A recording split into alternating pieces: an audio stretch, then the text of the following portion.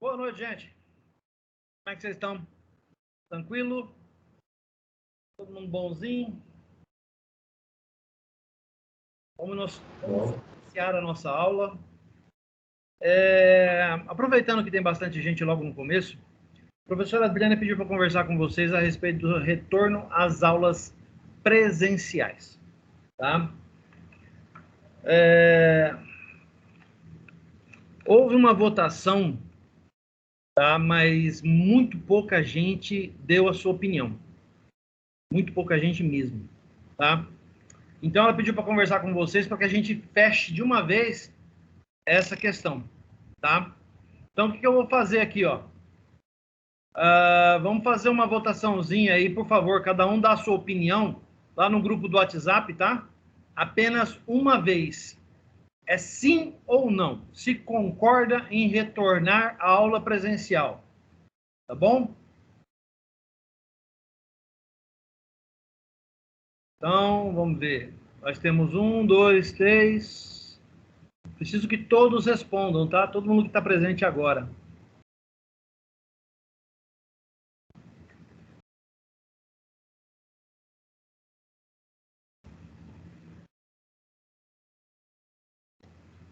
Então, vamos lá. O que eu tenho aqui agora? Estou acompanhando. Nós temos 1 não e 4 sim. Nesse momento, nós temos 1, 2, 3, 4, 5, 6, 7, 8 pessoas em sala. Estão faltando 4. Estão faltando 4. A maioria está aqui, então vai contar a maioria. 6.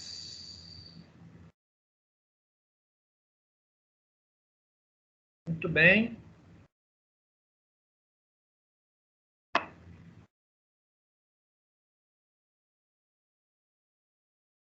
1, 2, 3, 4, 5, 6, 7. Está faltando uma pessoa.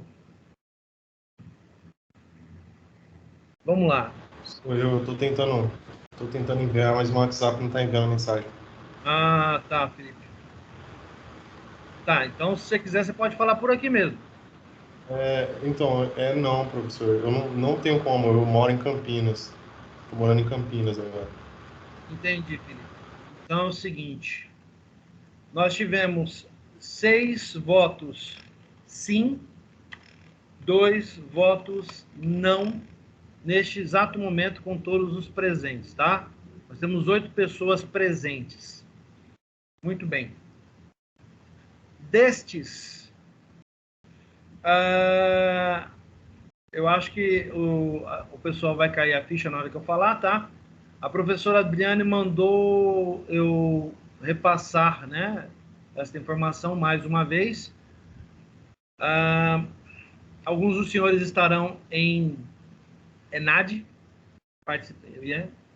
irão fazer o ENAD. Entre eles, senhor Erickson Martinez.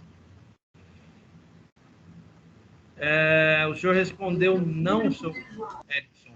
E o senhor está escalado para fazer ENAD, viu? Sim, professor, estou ciente disso. Tá, então, nesse caso, eu recomendo você trocar uma ideia com a coordenadora, tá bom?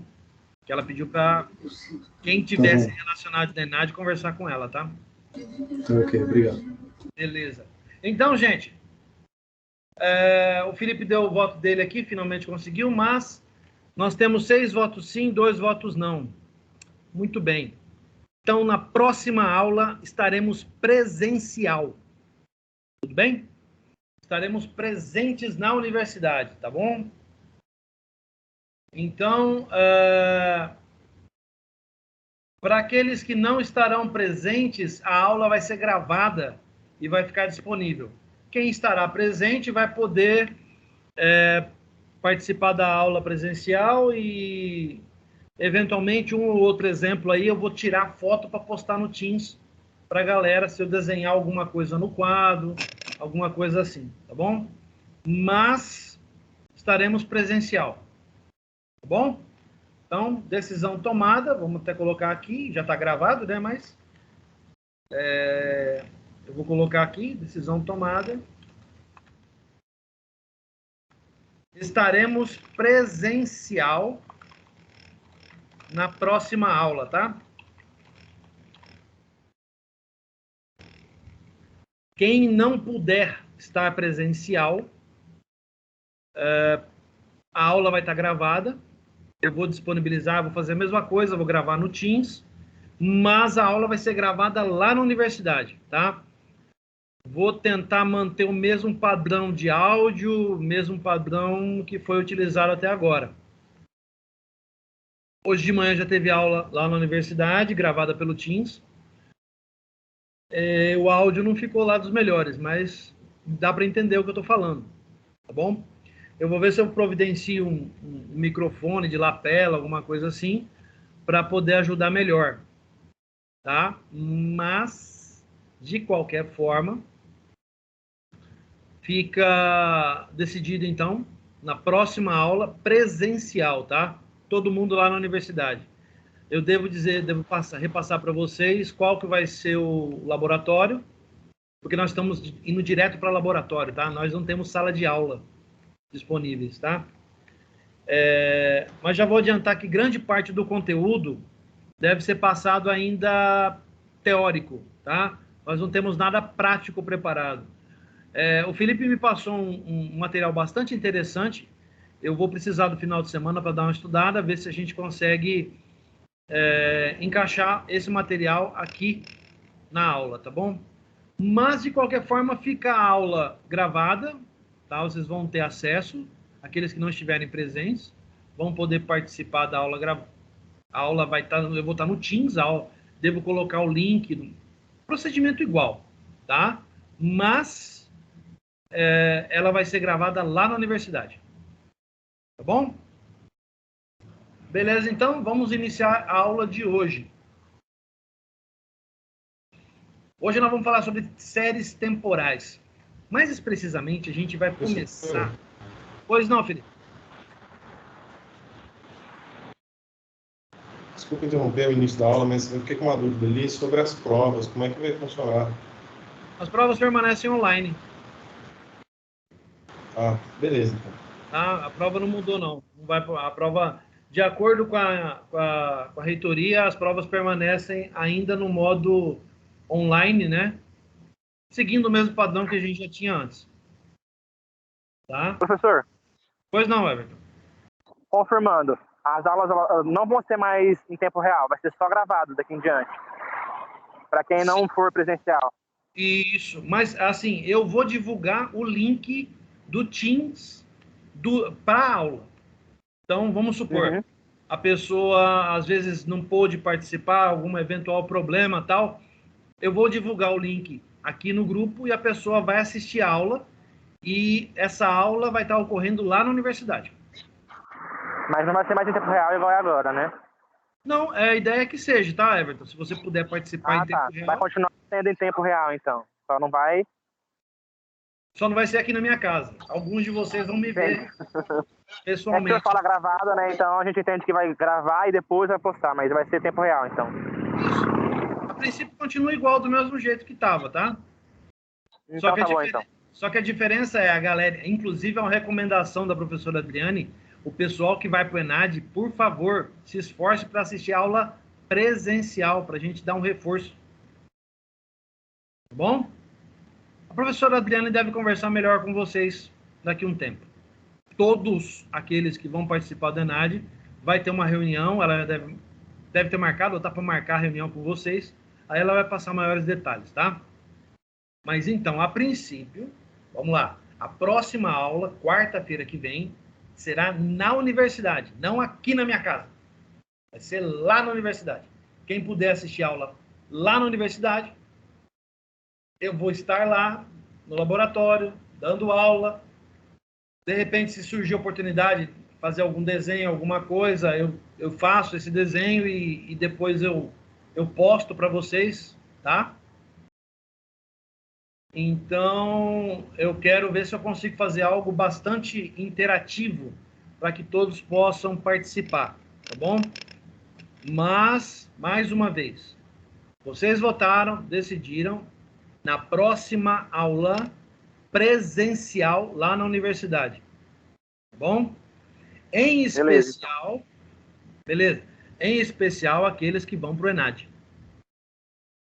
essa disciplina é cobrada muito na ENAD, tá, gente? Então, vamos lá. Mais alguma dúvida?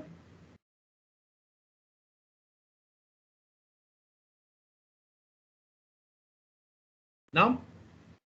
Muito bem. Então, vamos lá.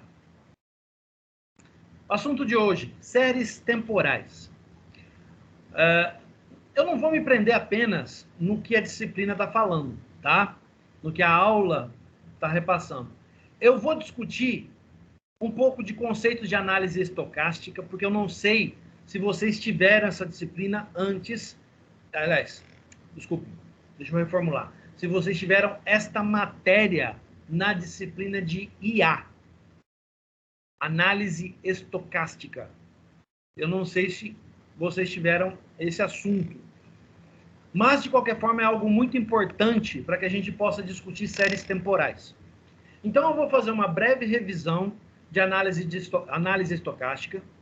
Vou falar sobre a classificação de processos estocásticos. E, por fim, eu vou falar sobre as séries temporais. Já vou adiantar para vocês que é algo bastante teórico. Eu vou tentar encaixar em modelos que nos tragam um pouco mais de conhecimento com base na estatística e probabilidade, tá? Mas, via de regra, faz parte da questão de tomada de decisão e é um dos primeiros passos para que a gente possa caminhar para o machine learning, tá? Então, é um material bastante básico para que eu possa introduzir o assunto de machine learning para vocês. Beleza? Então, vamos lá. Peço bastante atenção. Qualquer dúvida, perguntem. Se a dúvida permanecer, fale comigo no final da aula, ou a aula vai estar gravada e disponível no YouTube. A aula gravada lá na universidade também estará disponível no YouTube, tá? Eventuais dúvidas ou algum questionamento, alguma sugestão, a aula vai estar gravada também, vai estar disponível no YouTube também, tá? Eu vou fazer o máximo para liberar conteúdo para vocês, tá? Então vamos lá. Alguns conceitos de análise estocástica. Eu vou tentar passar esses conceitos e, além dos exemplos que são fornecidos pelo material, eu vou tentar trazer algum material mais relevante para vocês, tá bom? Então vamos lá. Qualquer sistema real opera sempre em ambientes onde a incerteza impera, principalmente quando o sistema envolve, pela sua natureza, ações humanas imprevisíveis ou avarias de máquinas. Os modelos determinísticos certamente contribuem para a compreensão ao nível básico do comportamento dinâmico de um sistema. Tendo como base o nosso conhecimento e algo que eu adotei recentemente bastante contundente, vamos dizer assim, tá? Do que eu estou falando? Quando a gente leva em consideração sistema, a gente tem que pensar, lógico, nas premissas distribuídas pelas leis de Murphy. A mais famosa. Se existe possibilidade de alguma coisa dar errado, certamente dará. Essa é a mais famosa delas. E geralmente é aquela que mais pega, porque é uma constatação. Acontece. Mas, lógico, a gente tem que levar em consideração o quê? Uma frase bastante conhecida americana, né? Shit happens, né? As cacas acontecem. Eu gosto de dizer, de uns tempos para cá, adotei a palavra de um professor que faz um trabalho fantástico no canal na internet, canal do YouTube chamado Space Today, o professor Sérgio Sacani, que ele fala o seguinte: A máquina está perfeita, mas você tem que levar em consideração o elemento tripa. A pecinha que fica atrás do computador. O elemento humano. Certo? Pois é. E, considerando o elemento humano, a gente tem que pensar também nas inúmeras consequências que alguns atos temerários podem criar na execução de certos sistemas. Por exemplo, por que existe uma regra em que na sala cofre, onde ficam os servidores, não se entram com copos de água, ou copos de suco, ou qualquer tipo de líquido, copinho de chá, não se entra. Um outro bom exemplo, não sei se vocês conhecem essa história, tá? Mas é interessante para a gente entender a importância do elemento tripa.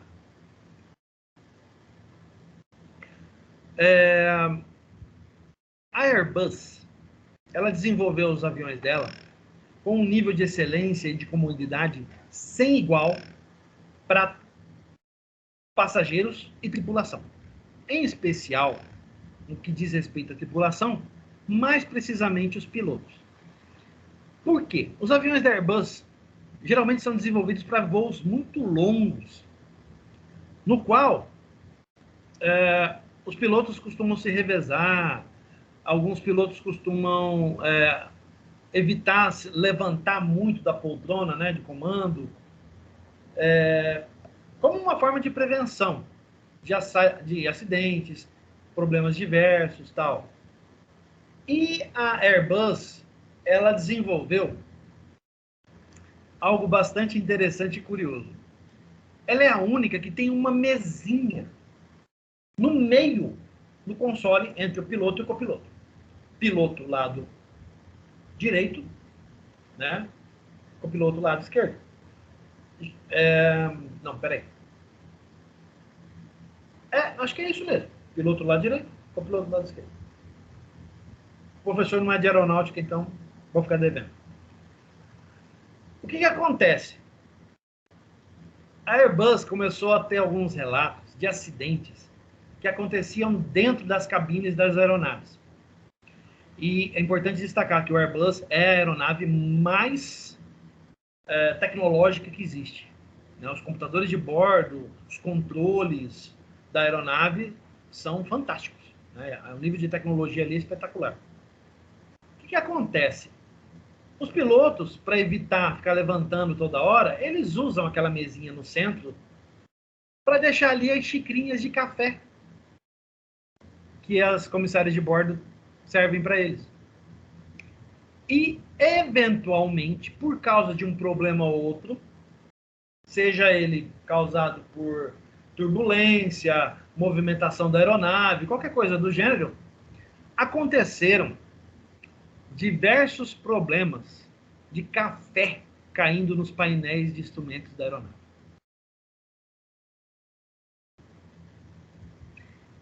Entendam, a aeronave funciona perfeitamente bem. Qual foi o problema? O elemento tripa. Obrigado, professor Sérgio Sacani, por compartilhar essa fantástica visão. É a pecinha atrás do teclado que está dando trabalho.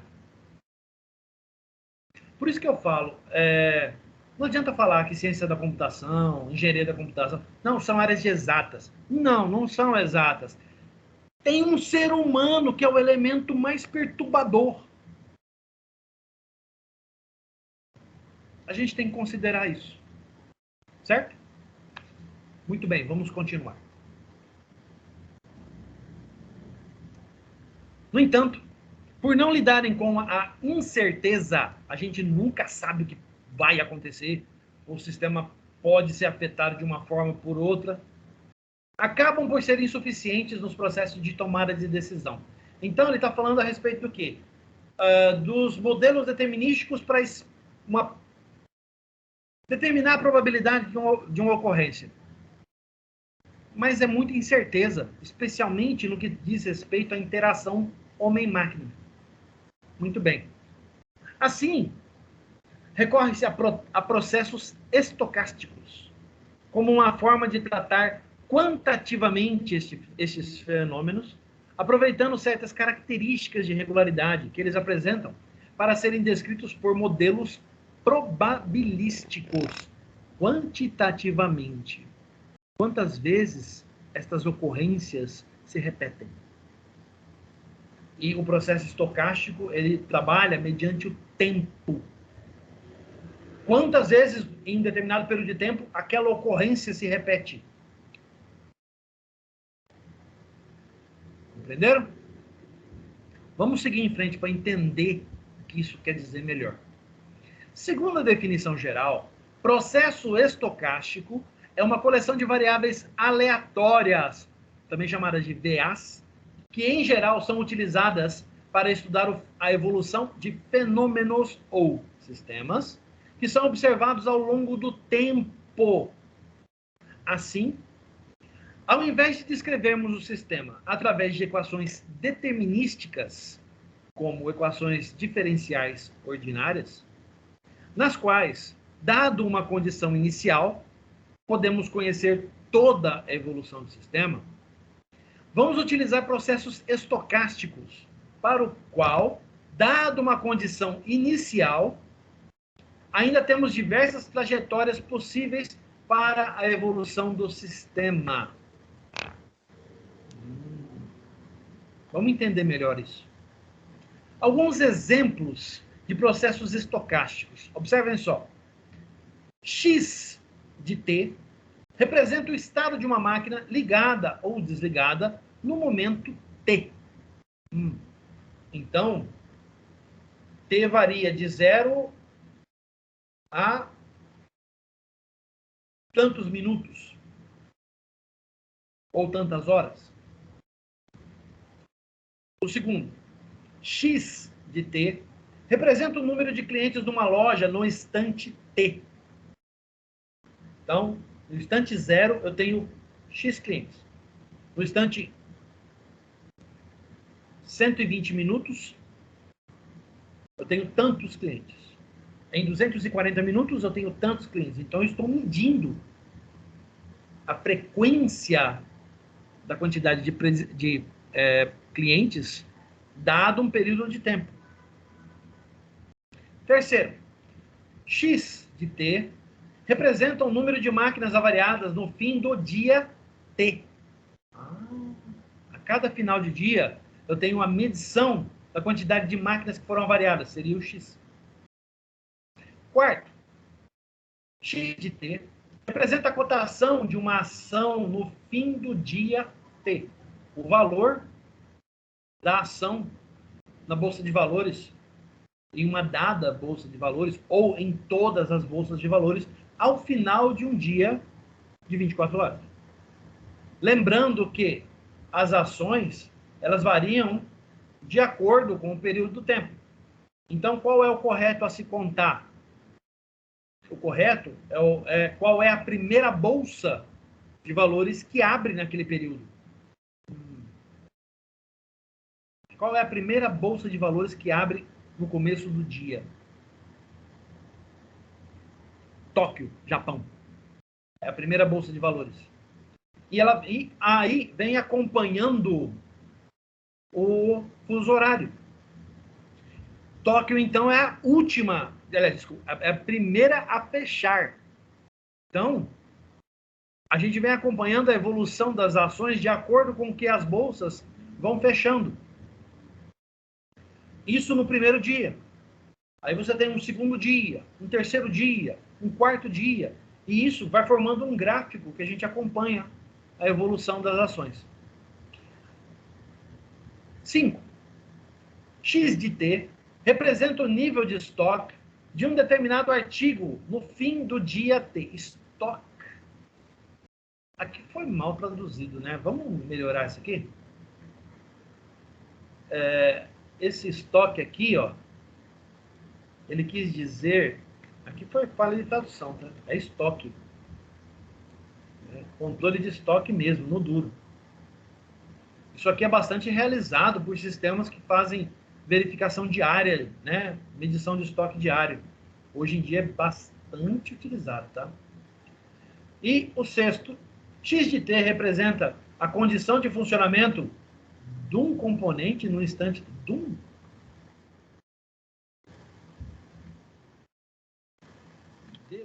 componente no instante t. Ah, agora ficou mais claro. Né? Dum é feio, né? O material foi mal traduzido, mas tudo bem. Beleza, esses são alguns exemplos de processos estocásticos. Então, eu quero que vocês observem que esses processos estocásticos, eles são muito utilizados, é que a gente não sabe o nome. Ah, tem coisa aqui que eu faço. Final do dia eu faço verificação de estoque. Né? Eu saio lendo estoque, batendo, né, quando entrou, quando saiu, eu faço abatimento de estoque diário. Lógico, para isso você tem que ter aquelas etiquetas, né, inteligentes para poder fazer isso. Caso contrário, você tem que sair pistolando item a item dentro da loja. Isso é um trampo. Mas tem loja que faz isso. Beleza. Como se pôde constatar, pelos exemplos apresentados, há casos em que o tempo é considerado de forma discreta, no fim do dia T, e outros em que é tomado de modo contínuo, no momento T. A variável tempo é, por definição, uma variável contínua, a qual pode ser discretizada se os fenômenos... Não, peraí, tá errado isso aqui. Eu não suporto ver nada errado, gente. Vocês sabem disso. Os fenômenos forem observados a intervalos regulares. Outra constatação que se pode fazer é que os estados tanto são valores que a variável x de t pode assumir. Número de clientes, número de máquinas, etc. Como são estados. Máquina variada, a funcionar, etc. Agora está certo.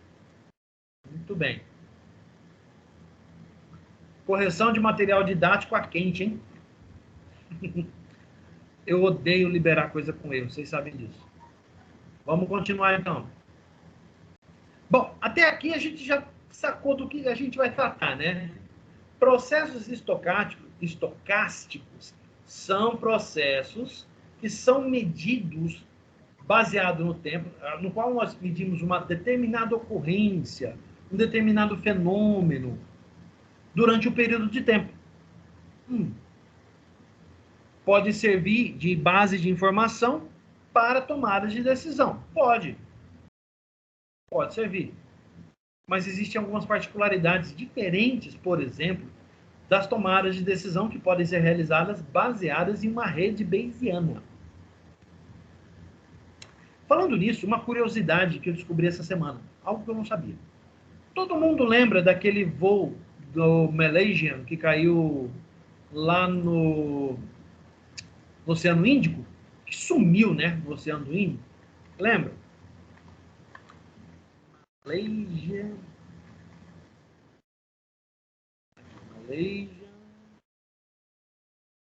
Aqui, 370. É esse voo aqui, ó. Lembra desse aqui, ó? Deixa eu abrir a economia, vou mostrar para vocês aqui, ó. Olha lá, ó. Vocês lembram disso aqui?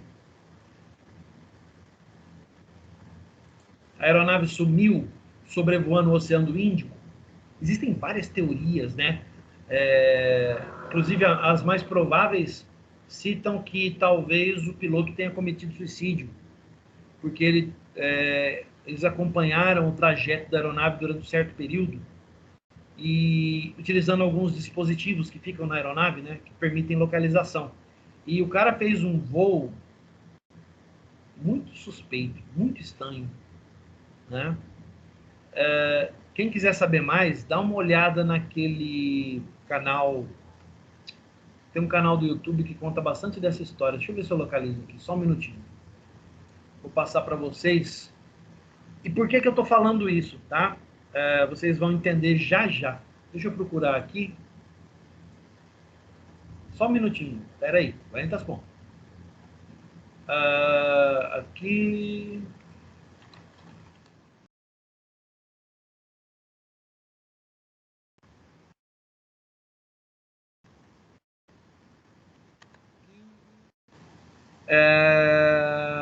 Aqui.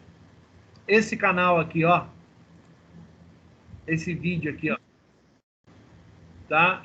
Deixa eu pegar aqui. Só um minutinho, eu vou mostrar para vocês. Esse cara aqui, ó. Ó. O Mistério do Malaysia MH370. É lá do Aviões e Músicas, com o Lito Souza.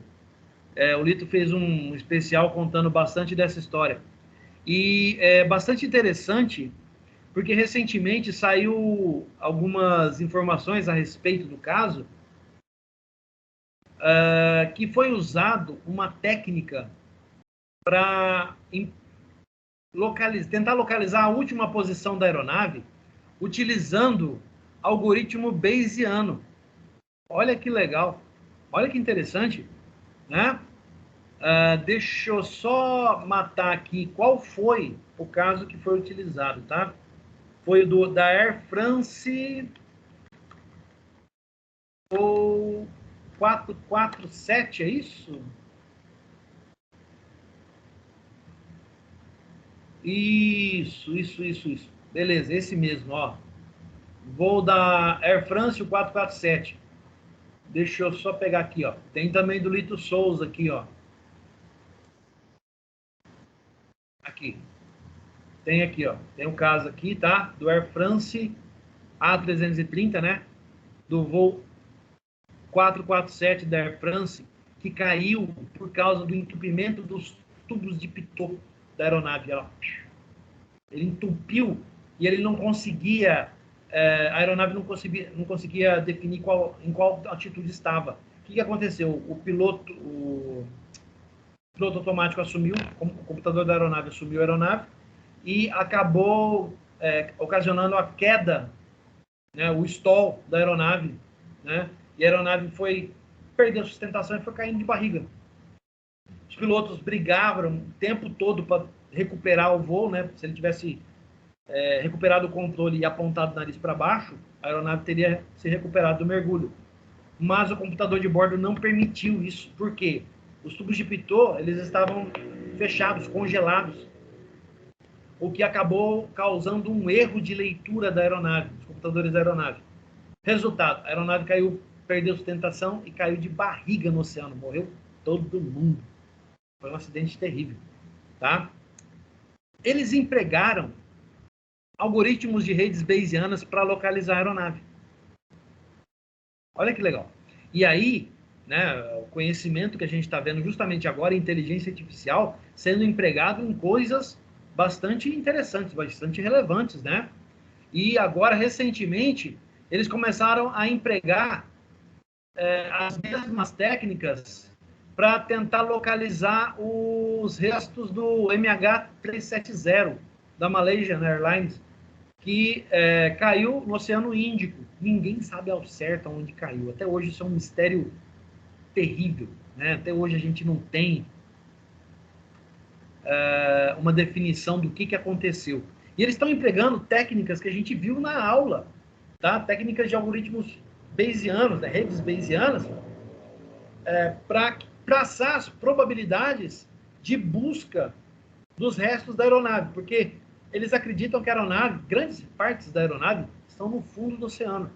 Agora, aonde? Ninguém sabe dizer ao certo. Já foram encontrados alguns pedaços da aeronave em Madagascar. Gente, Madagascar fica a mais de 2.000 quilômetros de distância da rota original da aeronave.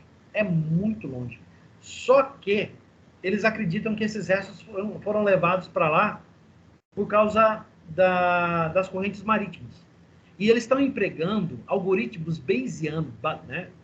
Jogando esses resultados, essas avaliações, essa massa de dados obtidos em redes bayesianas, para traçar qual seria a melhor estratégia de busca no momento, depois de tanto tempo. Olha só que coisa maluca, né?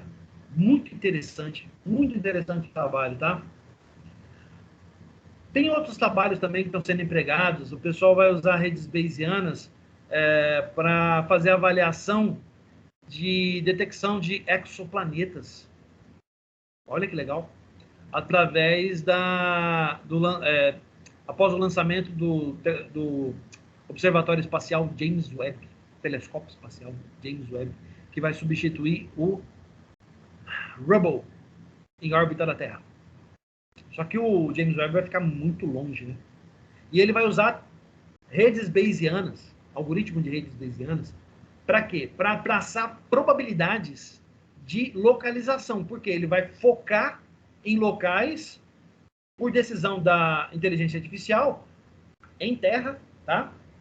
Ela vai passar as coordenadas para que o telescópio foque naquelas coordenadas e tentar descobrir planetas ou a possibilidade de planetas em estrelas distantes da Terra.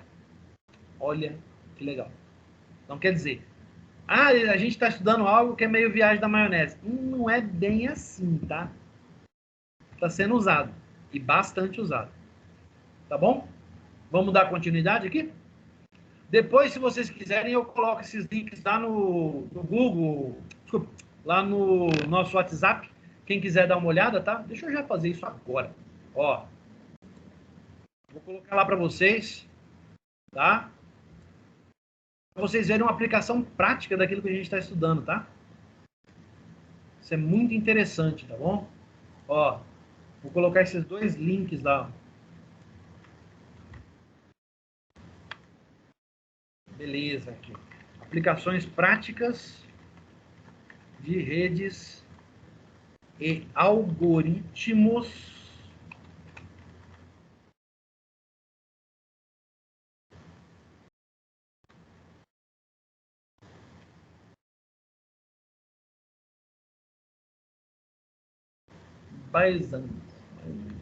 bayesianos. Tá lá. Vamos continuar a aula, então? Esses off-topic estão ficando mais interessantes, tá percebendo? Não é bem off-topic, né? Tá dentro do assunto. Classificação de processos estocásticos. Vamos lá? Para classificar os processos estocásticos, analisam-se três coisas. Ó. O espaço de estados, a natureza do conjunto T e as características estatísticas das variáveis aleatórias que definem um processo. Aqui a gente vai falar do processo de Markov. Vamos descobrir o que é processo de Markov, tá bom? Que é famoso em processos estocásticos. Então vamos lá. Espaços de estados. Se X for um conjunto de estados finito, ou até mesmo contável, X igual 1, 2, 3, ou seja, o conjunto de inteiros não negativos. X de T é um processo de estados discretos, ou, como é usualmente referido, uma cadeia. Para qualquer outro caso, o processo é designado por processos de estado contínuos. Só um minuto, gente. Tem alguém pedindo para ser colocado no grupo de inteligência artificial. Marco Jerônimo. Espera aí. Deixa eu confirmar com ele. Ele está pedindo para entrar no grupo. Só um pouquinho, gente. Eu estou na aula, professor. É que eu estou no celular e eu não sei onde é que está o acesso. Eu não vi as aulas anteriores, sabe? Espera aí, cara. É que eu olhei aqui, achei que você não estava nem na aula. Ah, não, estou assistindo. Tá, você não está no grupo, então? Não. Eu assisti a aula passada, da quarta passada, mas as anteriores, quando o senhor montou o grupo, eu assisti gravada e não entrei em contato. Ah, então só um minutinho. Eu vou colocar o convite aqui, tá. Pode ser. Aqui no Teams, aí você pode clicar ali no comentário, tá bom? Pode ser? Ok. Obrigado. Ok. Nada. Vou colocar lá agora, ó. Deixa eu colocar aqui. Como ele está logado pelo EduMail, ele vai conseguir ver aí. Tá aí o link, tá? Beleza, vamos continuar então. Tá. Então vamos lá. Processo de estados contínuos, né? Então vamos lá. Dos exemplos referidos, aqueles anteriores que eu mostrei, eu vou mostrar de novo. Os três primeiros são cadeias, enquanto que os restantes podem ser processos de estados contínuos.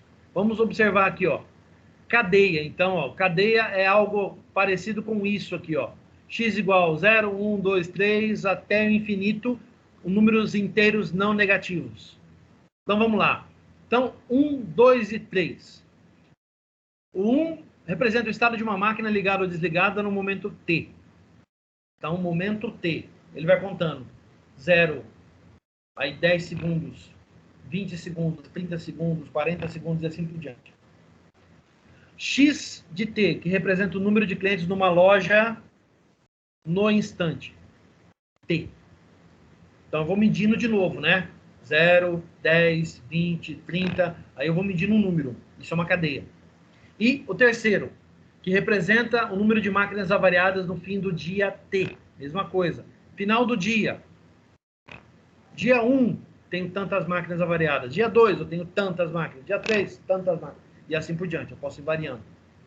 Certo? Isso são cadeias, que são espaços de tempo. Certo? Todo mundo entende? Vamos continuar. Segundo, a variável temporal. Se o conjunto T, que especifica os valores da variável T, for finito ou contável, X de T é um processo em tempo discreto. E a notação usada é X de T, no qual T é igual a 1, 2, 3, 4. Neste caso, T normalmente é o conjunto dos inteiros não negativos. Mais uma vez, vai de 0 até infinito, só que você consegue definir os intervalos perfeitamente bem.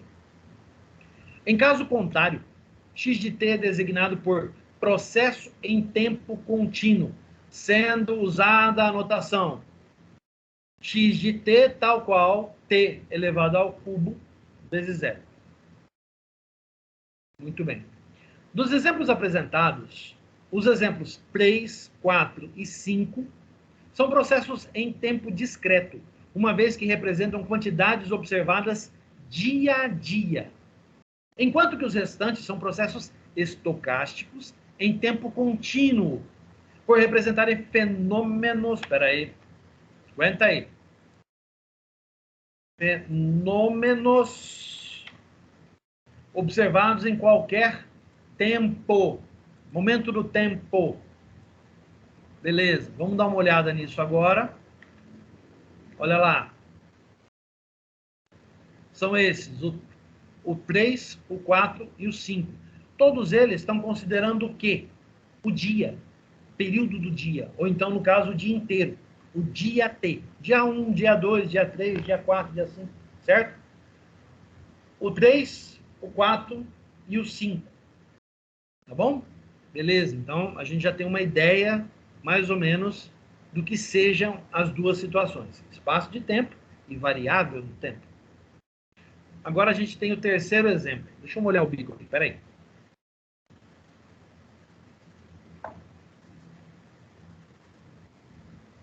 Características estatísticas das variáveis aleatórias. Vamos entender o processo de Markov. O processo estocástico se diz estacionário se o seu comportamento estocástico for independente do tempo, ou seja, se a função distribuição das variáveis aleatórias que o define não variar no tempo. Um processo estocástico se diz markoviano ou de Markov se for estacionário e gozar da propriedade de Markov ou da perda de memória, isto é, se o seu comportamento futuro apenas for condicionado pelo estado presente, independentemente do seu histórico ou dos estados visitados no passado. Não parece muito parecido com algo que a gente discutiu recentemente?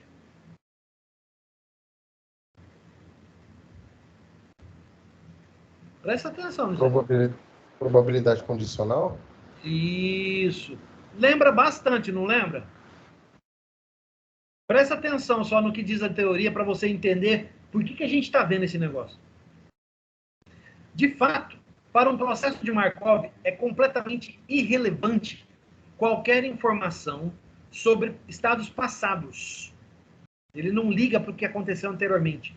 ou sobre o tempo de permanência no estado presente. Quanto tempo o processo está parado naquele estado? Ele não liga para isso. Num processo estocástico, as transições entre estados são causadas pela ocorrência de acontecimentos ou eventos. Você só muda de um tempo para outro, de um período para outro, dada a ocorrência do evento. Se o evento não ocorre, não tem por que marcar. Concorda? Pelo que a variável aleatória, diretamente restringida pela propriedade de ausência de memória, é o tempo entre acontecimentos sucessivos. Em inglês, inter-event time. Então, o evento só é medido a partir do momento que ele ocorre. Se ele não ocorre, não há por que haver medição.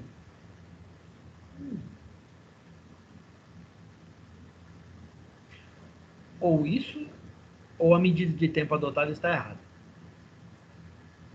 É uma possibilidade.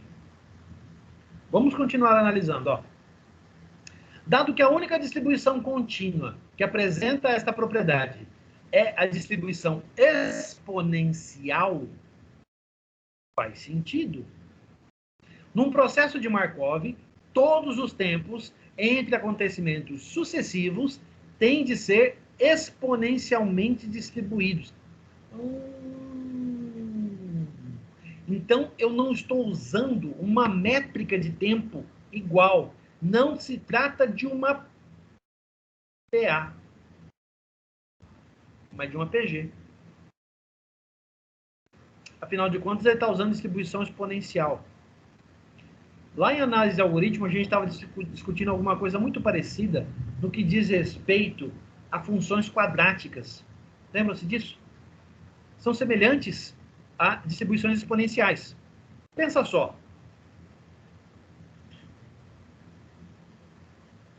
Se você tiver algo assim, t de n, t elevado a n, sendo n a variação de tempo.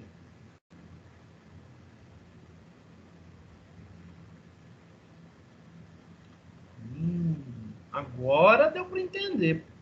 A medição de tempo é baseada em outra métrica, não a aritmética comum que a gente tinha anteriormente.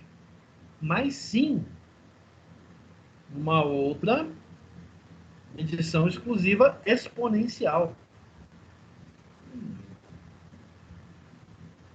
Será que isso funciona?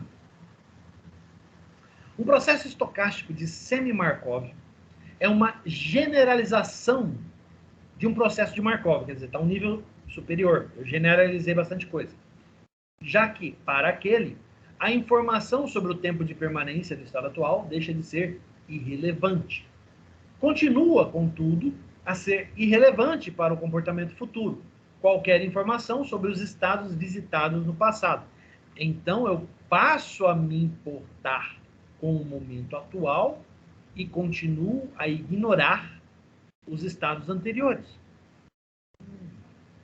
A consequência é que os tempos entre acontecimentos sucessivos deixam de estar restringidos à distribuição exponencial, podendo seguir qualquer distribuição de probabilidade. Então parece que eu dei um passo para trás, né?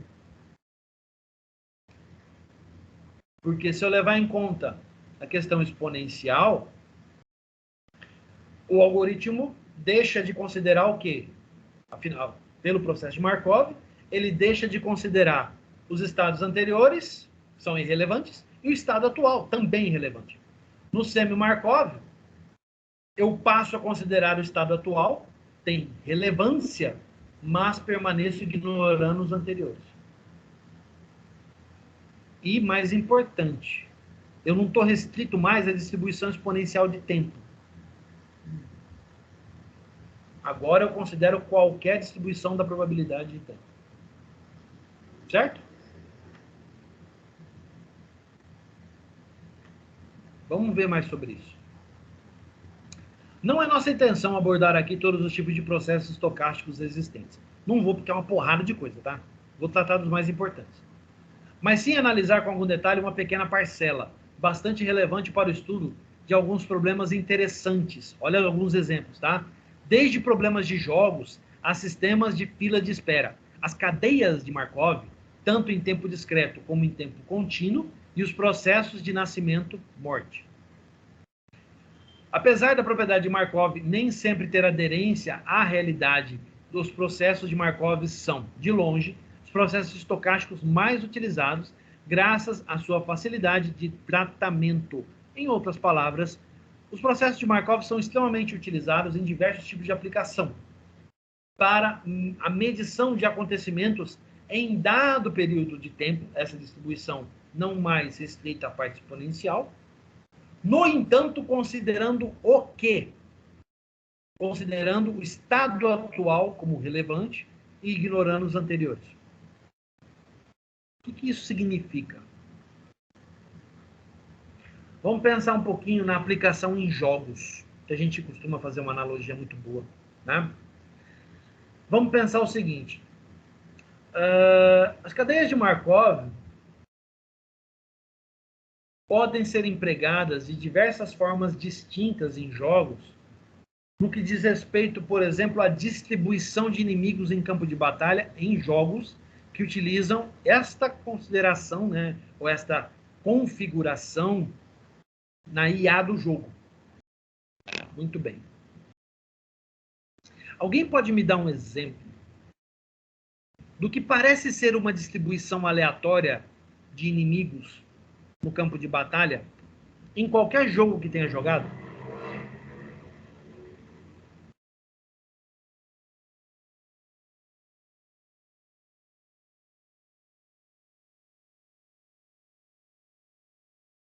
Professor? Fala, Wagner.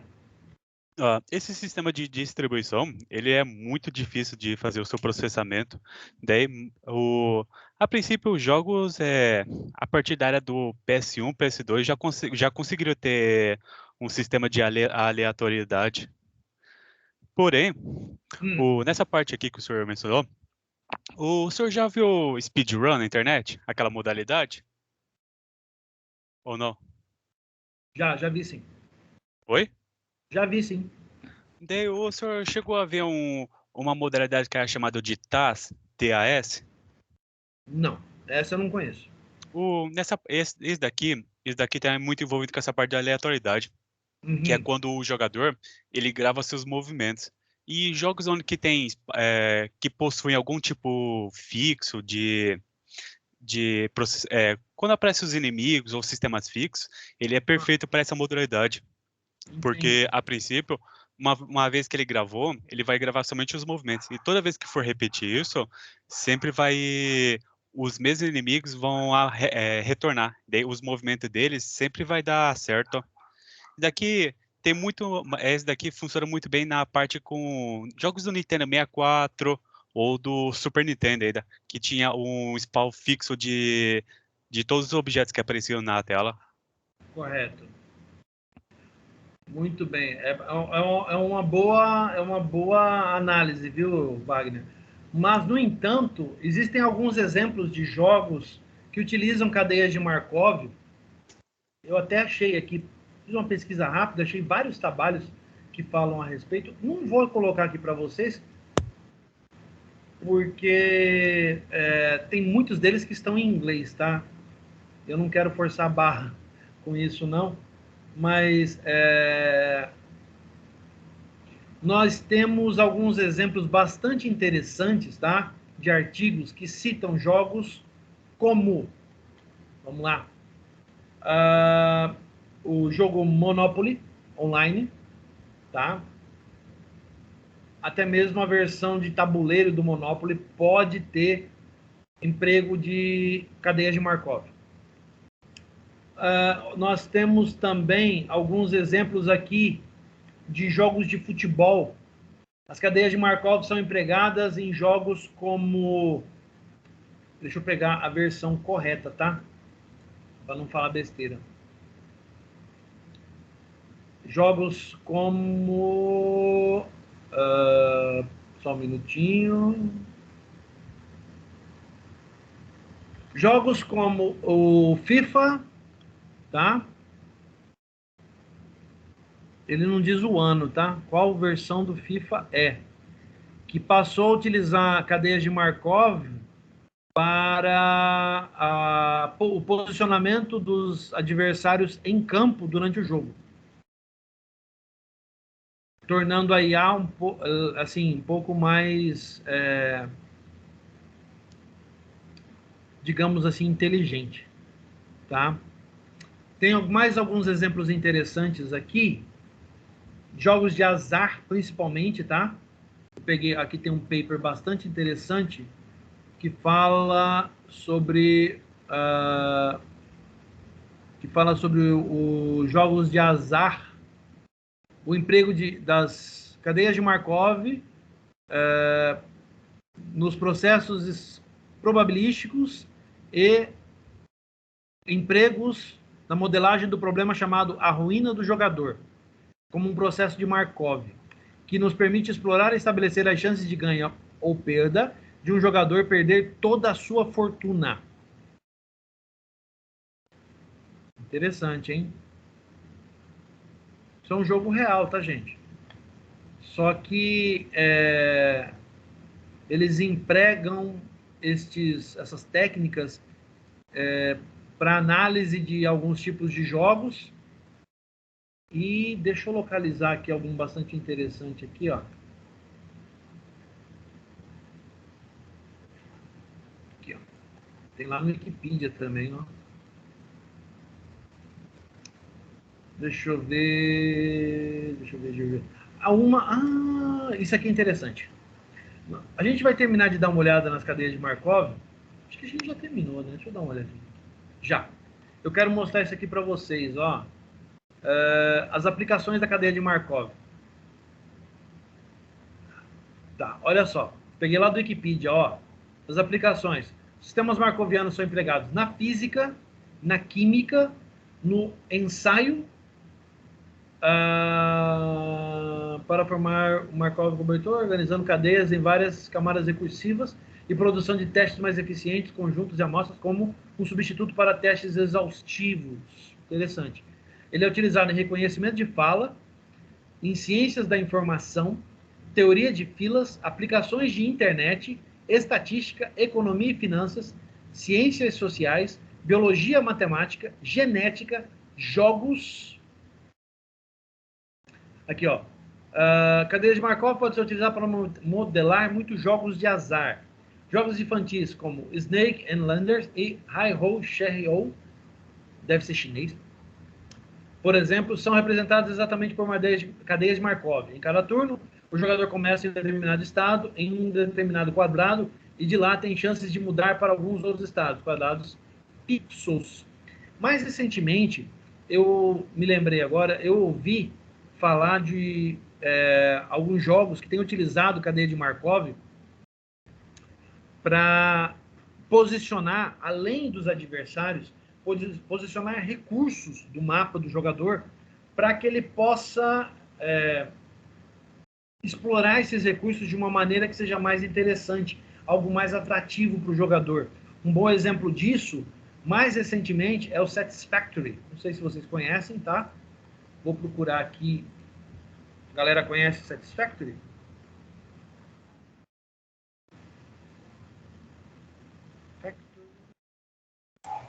Professor, eu não sou de jogar, eu não gosto de jogo, mas se eu não me engano, essa questão de posicionar recurso deve ter no LoL. Você precisa capturar recursos para construir sua base, alguma coisa do tipo. Pode ser, pode ser. Eu não vi nada falando, mas eu não duvido não, tá bom? Aqui, ó, esse joguinho aqui, ó, Satisfactory. Joguinho não, né, gente? Pelo amor de Deus, Satisfactory é enorme, é um cepa de um jogo, tá? Quem é a galera que joga aí deve ter ouvido falar. Você trabalha com fabricação, né? Você tem que atender alguns requisitos aqui para enviar recursos para fora do planeta, né? Você explora os recursos de um planeta fora do sistema solar, tá? E você cria fábricas, você distribui recursos entre suas fábricas, tal, tá? E esses recursos, internamente o jogo usa cadeias de Markov para distribuir esses recursos pelo mapa. Então, cada vez que você entra no jogo, primeiro você começa num lugar diferente, tá? Segundo, os recursos nem sempre estão no mesmo lugar que você está acostumado. Ele distribui randomicamente, isso pelo mapa, tá? Eu andei dando uma lida há bem pouco tempo atrás e os desenvolvedores do jogo se basearam em algoritmos probabilísticos para poder dispersar esses recursos pelo mapa. Esse mapa aqui, ele tem, se não me falha a memória, 60 por 60 km. É muito grande. Tá legal? Vamos lá, então? Vamos continuar? Ô, professor. Minecraft Pois não, usa Wagner. esse também? Espera só um minutinho, Felipe. Pois não, Wagner? Ô, professor, esse tipo de geração é geração procedural. Eu estava vendo sobre isso daí. Parece que o que é mais complexo, o que mais pode gerar combinação, teve um update recente no No Man's Sky. Aparentemente, ele está no topo como a maior geração de todos. Era 15 e um monte de zeros. Ah, entendi. O No Man's Sky provavelmente ele deve usar algum conceito ou até mesmo métodos probabilísticos para resolver esse tipo de situação. O que eu lembro, acho que era o Minecraft. No Minecraft, o jogo pesava acho que 50 megas só. Daí o que pesava eram os mundos, os saves que você fazia. Isso aí eu vou ficar devendo porque eu não conheço não. Vou perguntar pro meu filho. Ele manja muito, tá? Fala, Felipe! Eu ia perguntar justamente do Minecraft. Se Minecraft usava também, porque o mundo é gigantesco e tudo gerado randomicamente. Olha, então, eu não sei ao certo. Na Minecraft eu não tive a curiosidade de olhar, também porque eu não jogo. Mas eu posso dar uma procurada, dar uma pesquisada, tá? Para ver quais são as formas de trabalho dele internamente, tá? Mas eu quero acreditar que esse randômico deles não é tão randômico assim, não. Afinal de contas, o pessoal me falou que o jogo é bastante viciante, né? Bastante interessante também do ponto de vista. Eu não conheço, tá? Mas talvez seja interessante a gente dar uma observada, dar uma pesquisada, ver exemplos práticos do que a gente está vendo agora em aula, tá? É bastante interessante. Muito bem, gente, vamos continuar? Vamos falar sobre séries temporais. Finalmente a gente vai entrar no âmago aqui do nosso conteúdo, tá? O assunto de hoje. Tudo isso foi preâmbulo para a gente falar disso aqui. Uma série temporal se considera como a realização de um processo estocástico, ou seja, esporádico, e que estão ordenadas em intervalos regulares de tempo. Bom, processo estocástico a gente viu agora do que se trata. A cada dia, a cada mês, a cada ano, etc. As séries temporais existem nas mais variadas áreas de aplicação, como finanças, marketing, economia, seguros, demografia, ciências sociais, meteorologia, energia, epidemiologia, etc. É muito utilizado.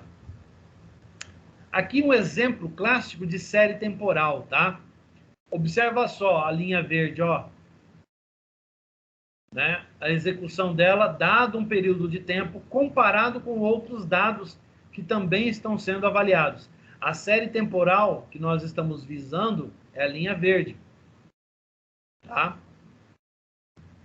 Se você observar com calma e fizer uma comparação de dados, você vai perceber que ela é a linha mais, digamos assim,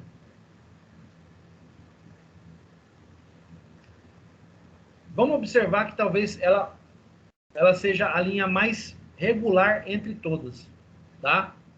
Quando eu digo regular, se você observar a execução, você pode ver, por exemplo, o verde, ele oscila muito abaixo da média que foi estabelecida, né? Já o vermelho está dentro de uma margem aceitável, próxima do verde. Então, nesse caso, a gente está levando em consideração a linha verde como uma série temporal que nós desejamos observar. Certo? Muito bem. Os dados de séries temporais geralmente não são independentes, especialmente se os intervalos da amostra são curtos.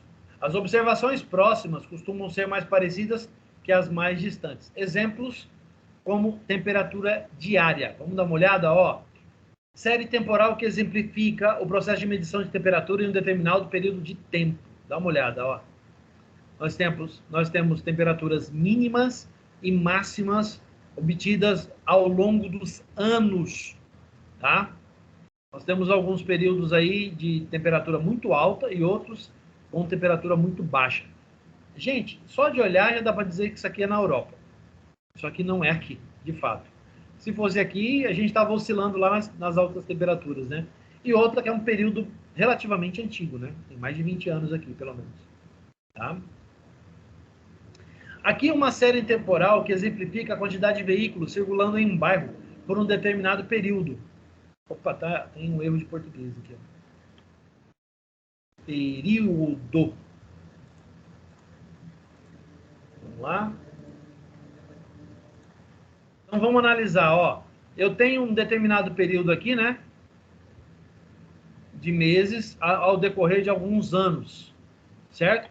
E aí eu tenho a quantidade de veículos que transitam nessa localidade e transitam nesta localidade, tá? Então a gente tem aqui um período aqui que não teve uma medição, provavelmente isso aqui estava fora do ar, né?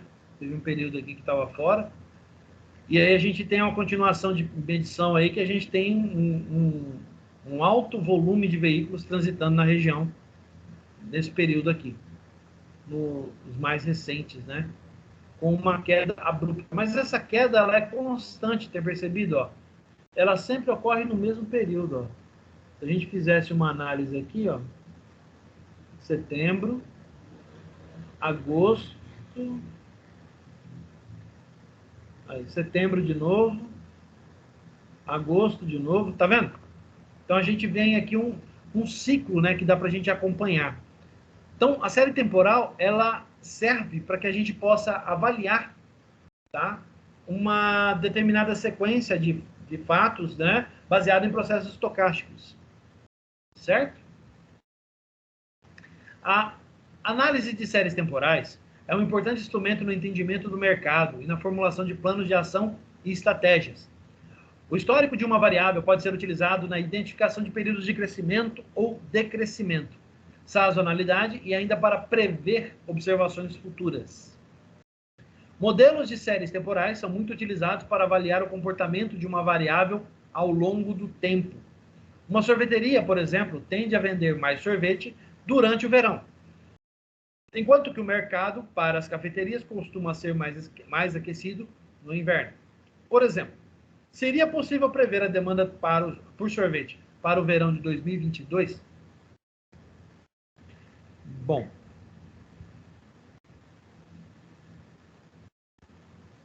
o tempo anda muito estável. Então, será que com base no que a gente teve experiência em 2020, 2021, nós poderemos dizer que 2022 será um verão muito quente? Outra coisa, aqui nessa série, ele fez uma análise baseado nos dados e chegou à conclusão que as cafeterias costumam ser mais aquecidas no inverno. Né?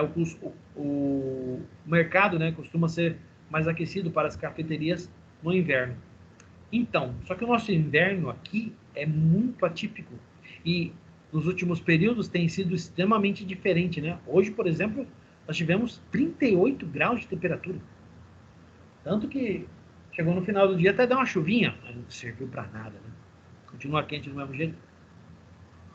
Então, a série temporal aqui, baseada nos dados anteriores, poderia dar informações talvez não conclusivas, né?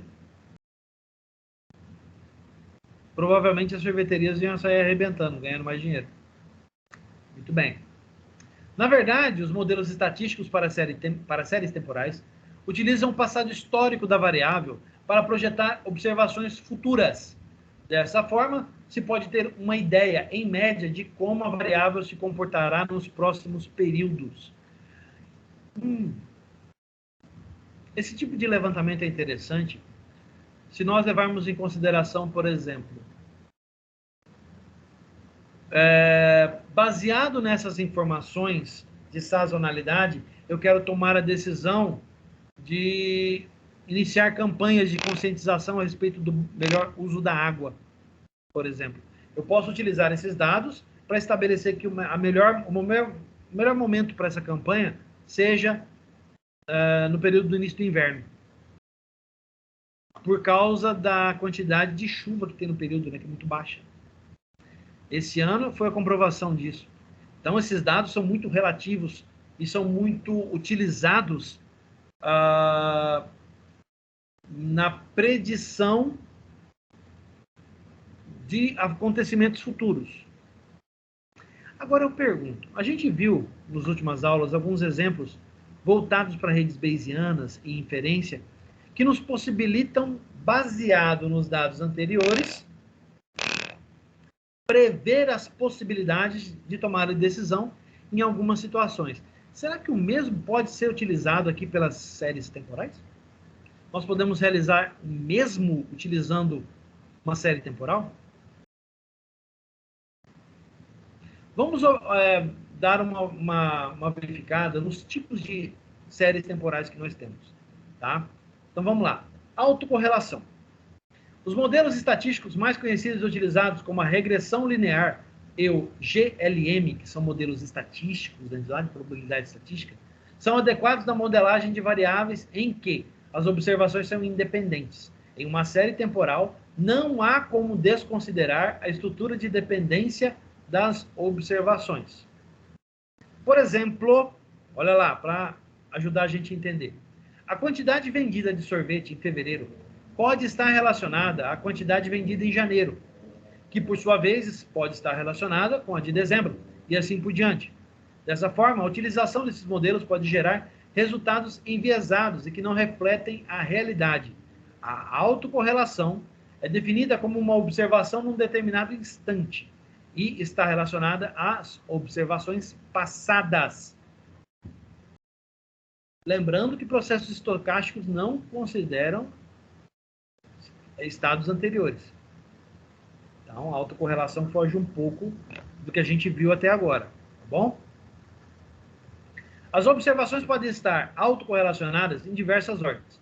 A autocorrelação de primeira ordem caracteriza séries onde uma observação está correlacionada com a observação imediatamente anterior.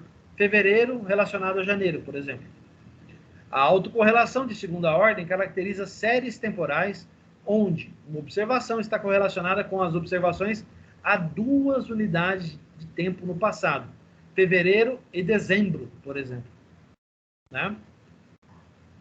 A identificação da autocorrelação é feita através da função de autocorrelação, ou ACF, mostrada a seguir. Além disso, testes como o de Durbin-Watson auxiliam na identificação da autocorrelação de primeira ordem. Bom, não é tão difícil verificar essa autocorrelação de primeira ordem, né? Ela trata de algo que passou recentemente. N-1. E de segunda ordem, N-2. Não é difícil avaliar a situação.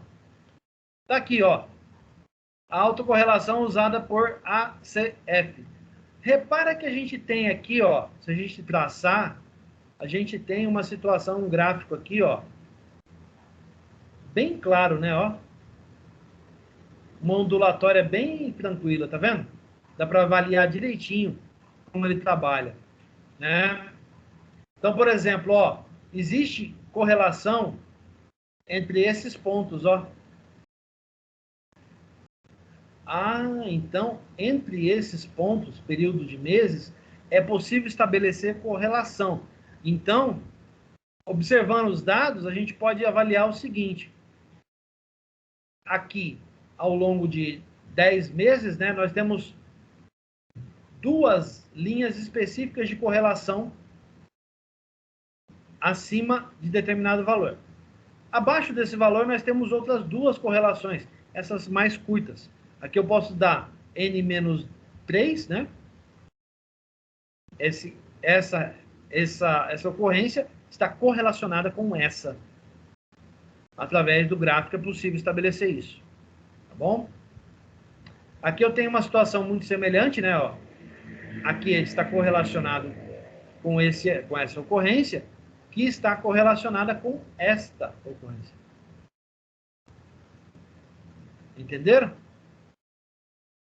Baseado nisso, o algoritmo pode avaliar a probabilidade da ocorrência dentro desse período. Ah, então pode ocorrer, né, algo dentro desse período que pode levar a essa quantidade de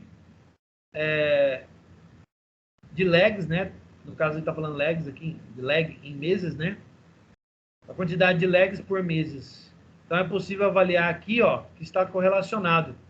Aí é importante, um outro fator bastante relevante nesse caso. Esse período se estabelece quando? Em que período do ano? É outra informação importante. Porque pode haver muito lag, ou pode haver uma média baixa ou razoável de lags em determinados períodos do ano com grande movimentação. Se você estiver avaliando, por exemplo, a quantidade de lag em um jogo, através desses gráficos, é possível estabelecer que naquele período do ano a movimentação é muito maior e o lag permanece estável dentro desse período. Apenas dentro do período, né? Porque olha só, logo em seguida, o lag diminuiu, caindo para um nível negativo, né? E voltando a ser positivo. Então, o que ocorreu nesse período aqui? Então, o que trouxe essa ocorrência, ou causou essa ocorrência, pode servir de massa de análise de dados para um algoritmo de inteligência artificial. Muito bem. Dado as ocorrências desse período, ele aprende que nesse período isso pode voltar a acontecer. E voltou, né? Com força.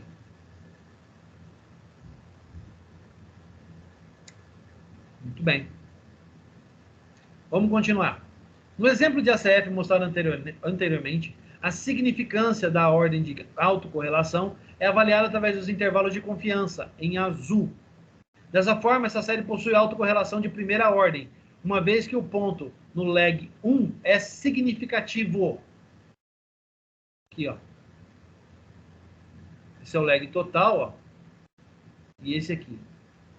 Agora, se esse é o 0, 1, 2, 3, 4, 5.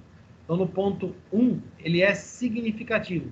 O do 0 ele não está nem considerando, porque está começando naquele momento. Muito bem. No R, a autocorrelação no lag 0 é sempre igual a 1 por default. Lógico, o processo está começando, né? Sempre vai ser o mais alto possível. No caso, o limite máximo aqui aceitável, 1. Então, ele começa daqui e começa a medição através dos meses. Então, na sequência de meses, é possível avaliar por que aqui se manteve estável. O que aconteceu nesse caso? Que ele não passou do intervalo de confiança. Tem que haver uma análise, né? Muito bem. Importante, o que é Durbin-Watson? O teste de Durbin-Watson. Foi desenvolvido por J. Durbin e G.S. Watson em 1950 e se constitui um procedimento para provar se os erros estocásticos, também chamados de perturbação de regressão, representados pela sigla EI, estão correlacionados em série. Esta prova de independência do EI é muito importante em análise de regressão. Eu não sei se a gente vai falar bem sobre análise de regressão, não sei se vai dar tempo. Gostaria de falar, antes de entrar em Machine Learning, para a gente ter uma ideia do que se trata, tá bom? Vou tentar encaixar isso aqui antes de Machine Learning para a gente discutir. Joia? O cálculo do teste de Durbin-Watson depende da ordem dos seus dados. É importante que seus dados sejam armazenados sequencialmente, especialmente se os dados estiverem relacionados ao tempo. Se os seus dados não forem ordenados corretamente, o valor do teste de Durbin-Watson poderá não ser exato. Se ele está armazenando dados relacionados ao tempo,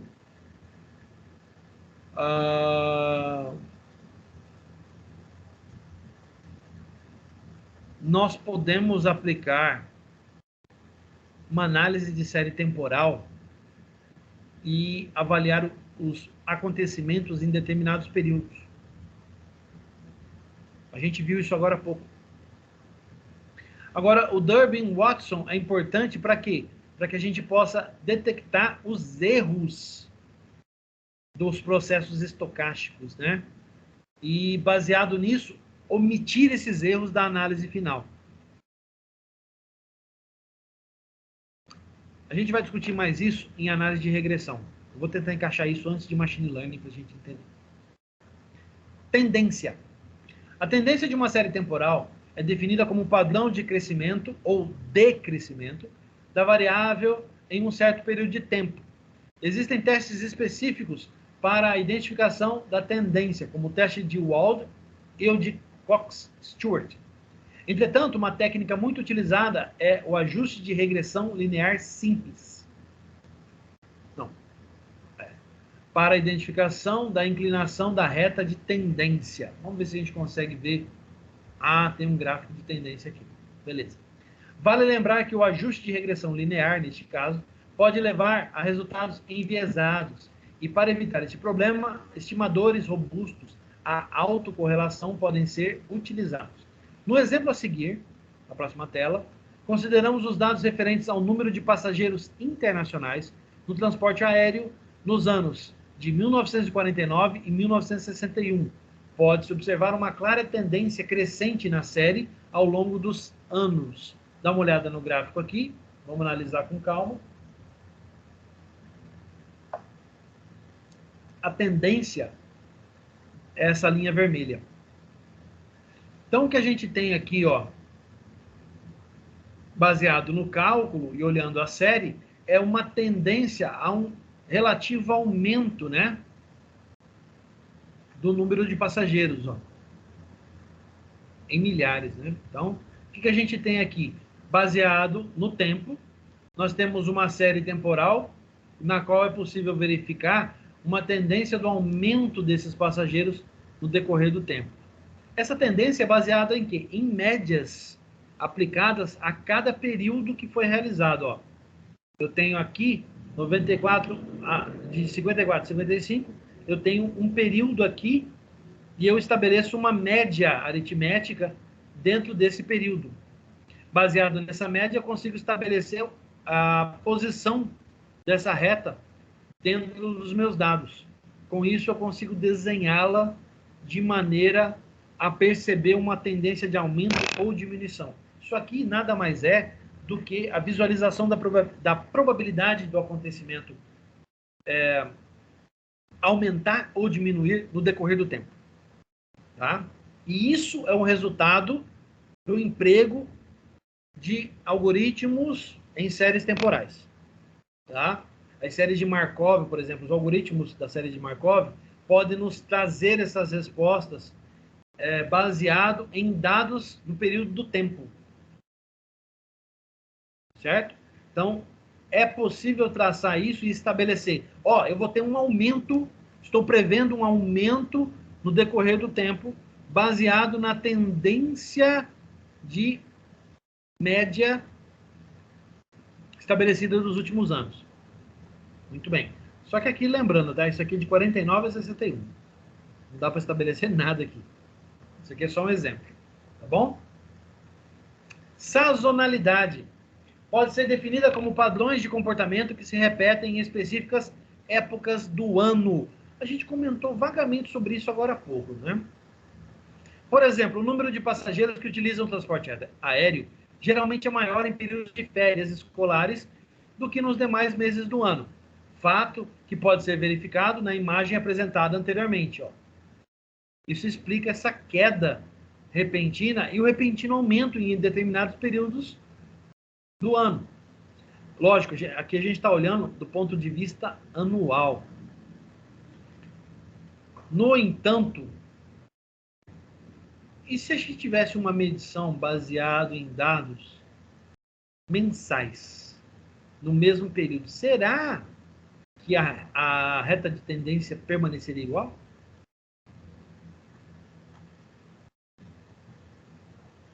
A sazonalidade, muitas vezes, pode ser identificada de maneira visual. Uma das técnicas formais utilizadas é a identificação de autocorrelações significativas de determinada ordem. Por exemplo, se existe uma sazonalidade anual em uma série, a autocorrelação de ordem 12 geralmente é significativa. Muito bem. Voltando no gráfico aqui de novo, ó. É possível avaliar uma sazonalidade?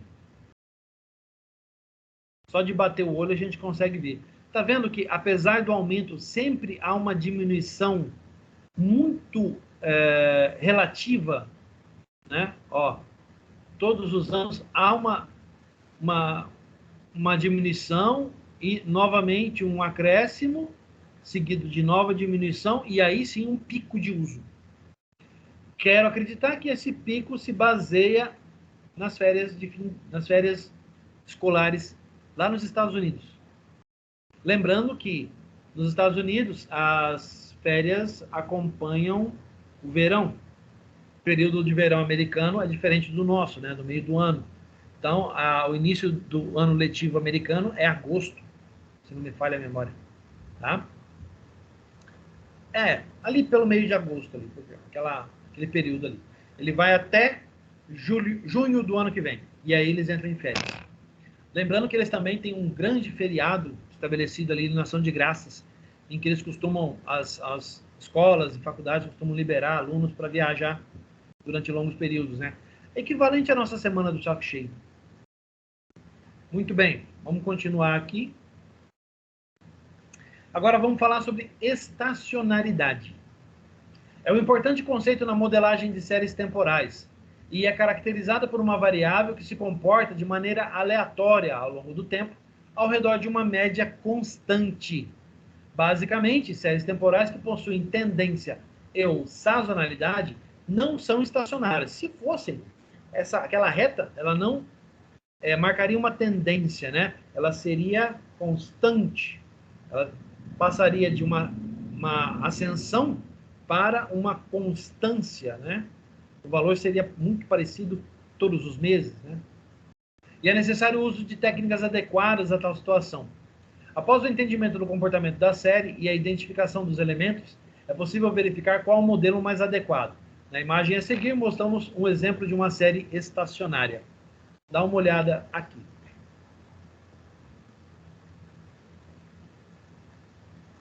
É possível observar, ó, nessa série, o que?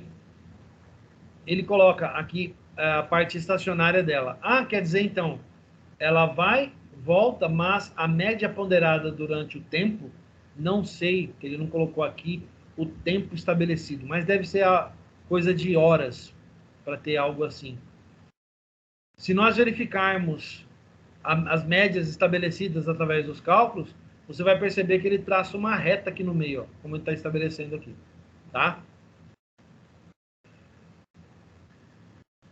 Beleza. Eu sei que o assunto é um pouco abstrato, e até demais, né? Quando a gente está falando. Mas para que servem essas séries temporais? Eu gostaria que vocês se focassem mais no que é mais famoso, tá? Que é esse aqui, ó. Gráfico de tendências, tá? Deixa eu fazer uma pesquisa rápida aqui para localizar um gráfico de tendências interessante.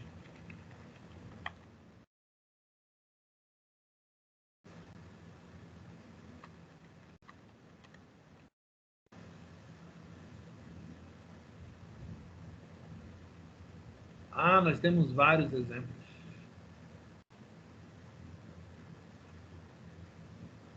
Vários.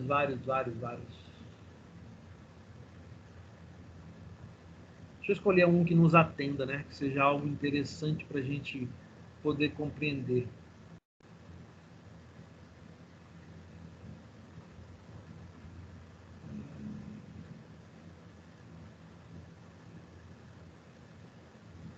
Aqui, ó. Olha só. Esse é um gráfico interessante, ó. Deixa eu abrir para mostrar para vocês. Olha só isso aqui. A utilização do que a gente está vendo na prática, tá? Ó. Taxa de cesárea primária em 2007, perfil epidemiológico. média entre 2004, 2005 e 2006. Então, olha lá, a quantidade, né, porcentagem de cesáreas no período, ó, baseado nas médias anteriores, né? Então, nós temos N1, N-1, N-2 e N-3, sendo que os dados foram estabelecidos do período de janeiro a dezembro de 2007. Mas a média, olha só, a média aqui, ó, mais ou menos 2P, ó, tá? Que olha para trás, né? A gente tem aqui, ó, a média menos 2P, mais ou menos 2P, que é essa parte. Ele não cita qual que é o exemplo do outro aqui, ó. Acho que esse gráfico estava com algum problema. Aqui a gente tem 2007. Bom, por analogia e por observar o gráfico, a gente pode entender que essa parte aqui, ó, seja a média menos 2P. Então, a média anterior. Baseado nisso, a gente consegue observar aqui, eles criaram um gráfico de tendência comparativa, né, com os outros períodos, né? Dá só uma olhada. Curioso é que aqui ele estabeleceu, ó, uma média muito grande, né? Ó. Aqui uma média curta. Interessante. Aí, o uso prático daquilo que a gente está estudando, tá bom? Deixa eu procurar outro aqui que talvez ilustre melhor. Só um instante. Informações. Deixa eu ver esse aqui, peraí.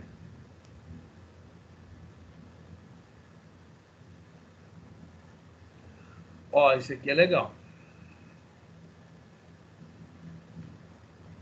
Olha lá, gráfico de tendências, índices da capacidade de processo para turbidez de água tratada no ano de 2006. Observa só, nós temos os dados aqui, né?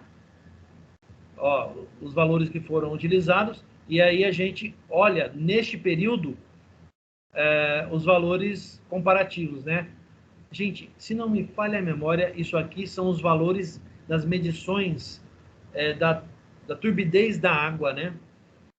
Então, são os componentes químicos, né, que podem ser encontrados na água, tá? Aqui eu vou ficar devendo, porque se não me falha a memória, isso aqui é coisa de...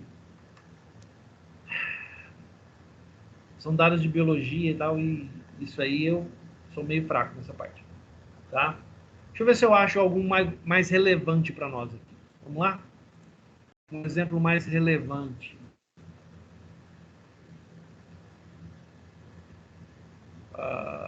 Deixa eu ver. Não. Deixa eu procurar algo mais relevante para nós aqui.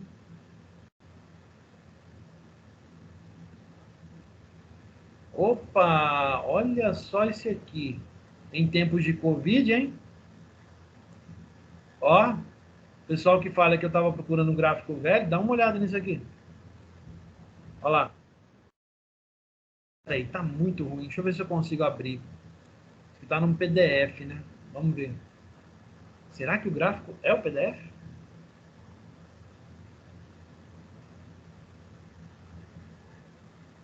Não. É um boletim epidemiológico. De quando isso aqui, hein? Ah, de 2020. De 11/10 a 17/10 de 2020. São dados mais recentes, né? Aqui, ó.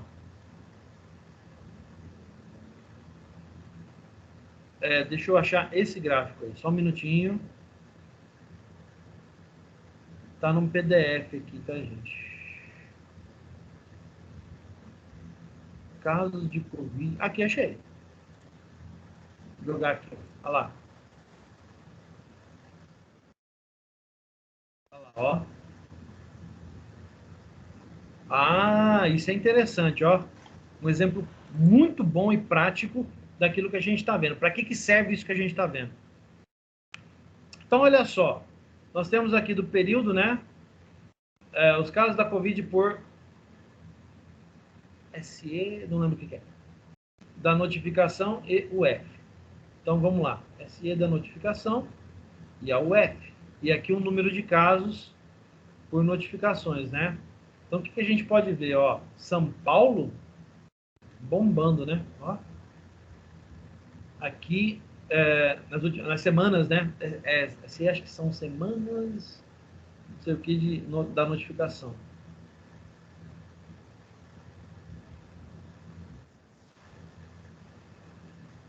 Então, deixa eu ver se eu consigo alguma coisa aqui melhor. Olha só, esses são os casos de Covid por SE da notificação e UF. E aí, aqui embaixo, são os óbitos. Com base nesses gráficos, é possível o Ministério da Saúde tomar decisões como, por exemplo, se a gente tivesse... Não sei se tem. Acredito que não. Mas nós não temos processos de inteligência artificial que ajudam na tomada de decisão de aonde empregar os recursos de vacina ou os recursos de tratamento do governo federal. Tá? Eu sei que o governo federal tem um BI, que fornece estatísticas diárias.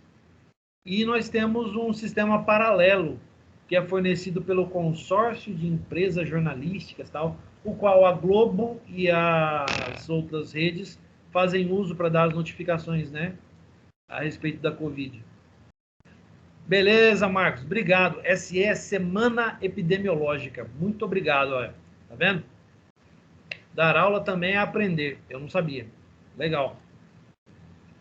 Então, o que nós temos? Pô, já tava muita gente morrendo já, né?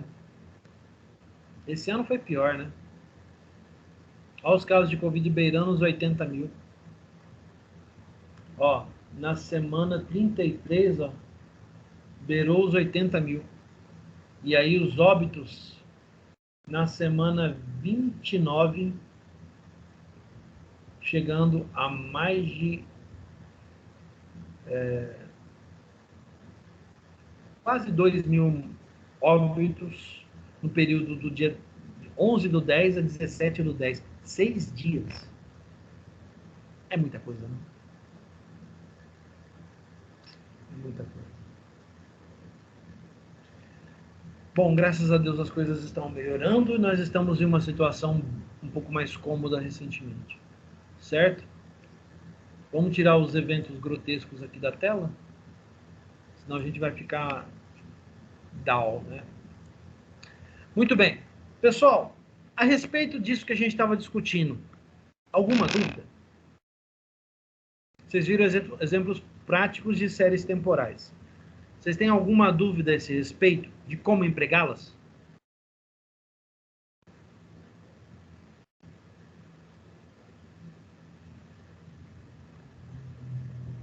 Eu sei que se trata de um assunto um pouco abstrato, para não dizer muito, mas é algo bastante interessante para a gente ter um preâmbulo, tá? Fala, Wagner! Talvez eu conheça um assunto que é relacionado a isso, mas eu tenho uma dúvida se realmente faz parte direto, que é sobre na parte dos videogames, que era aquele 1% FPS. O senhor já ouviu falar? Já ouvi falar, mas eu nunca li a respeito, mais precisamente, mas já ouvi falar. Eu tenho um vídeo aqui, acho que era no YouTube, daí se quiser eu mando pro senhor, se quiser botar na aula aí, mas aí é com o senhor.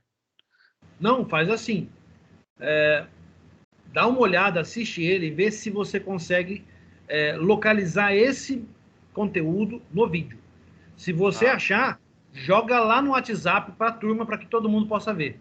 Porque quanto mais exemplos práticos vocês verem disso, mais fácil para vocês entenderem, tá? Beleza? E, gente, o mesmo se aplica para a turma toda. Se vocês têm conhecimento da utilização de séries temporais em algum assunto que vocês conheçam, por favor, coloquem o assunto, né? Joga o assunto lá no WhatsApp para que a gente possa compartilhar com o restante da turma, tá? Eu sei que eu tenho conhecimento na parte de infraestrutura. Ah, legal, Felipe. A gente usa série temporal para criar alertas de infraestrutura para saber se o sistema está monitorar a saúde do sistema. Então, a cada X tempo, o sistema exporta a métrica, tem um outro sistema que bate no sistema que eu quero monitorar, tipo, a cada X período, X segundos, e coleta métricas do endpoint. Então, ele pega lá e fala assim, esse endpoint nesse tempo está nesse estado. E ele faz isso e ele gera uma série temporal. A partir dessa série temporal, a gente consegue criar uma consulta e gerar alertas, né? Falando mais específico, e gerar até gráficos. Falando na prática, a gente exporta isso com Prometheus, é um software. Então, o Prometheus bate no sistema e exporta essas métricas, se chamam data series, né? Certo. É literalmente um array de tempos e valores. E aí depois você pode, por exemplo, no Grafana, gerar um gráfico do uso do sistema baseado no tempo.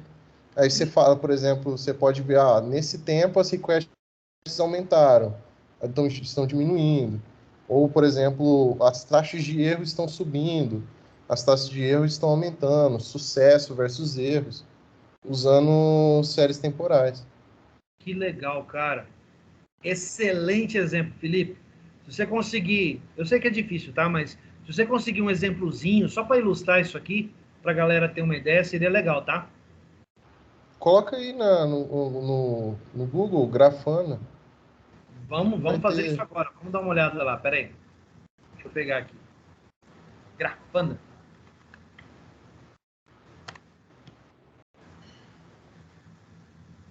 Olha lá. Esse cara aqui. Isso. Vamos dar uma olhada aqui nas imagens dele. Aí, ó. Todos esses gráficos são feitos baseados em séries temporais. Você exporta do seu sistema e gera esses gráficos em real time.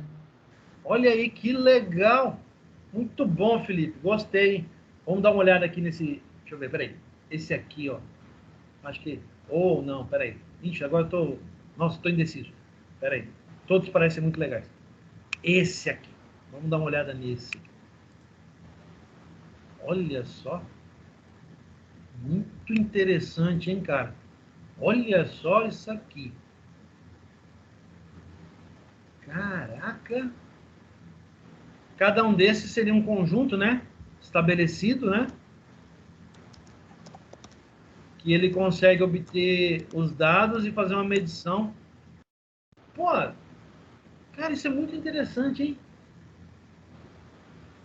Eu estou procurando aqui se eu acho um exemplo do JSON que o Prometheus libera. Peraí. Beleza. Olha que legal, gente. Isso aqui é na prática, tá? Isso aqui é aquela teoria que a gente estava vendo agora, como que coloca ela em prática. Que legal, hein? Muito bom. Vamos dar uma olhada aqui, ó.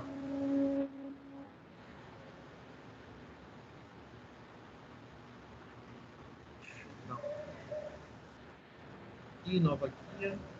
Olha só que legal.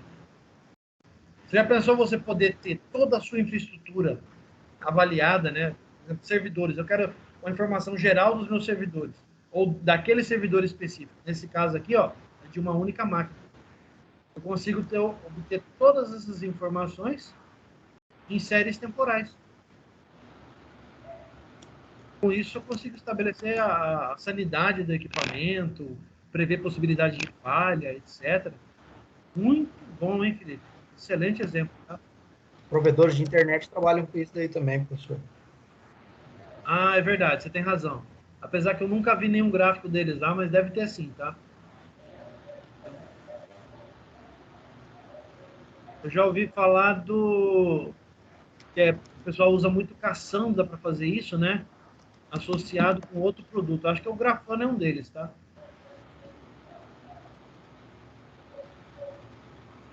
Essa é uma parte de infra que eu tenho pouco conhecimento. Mas eu acho bastante interessante, tá, gente? Muito mesmo, tá?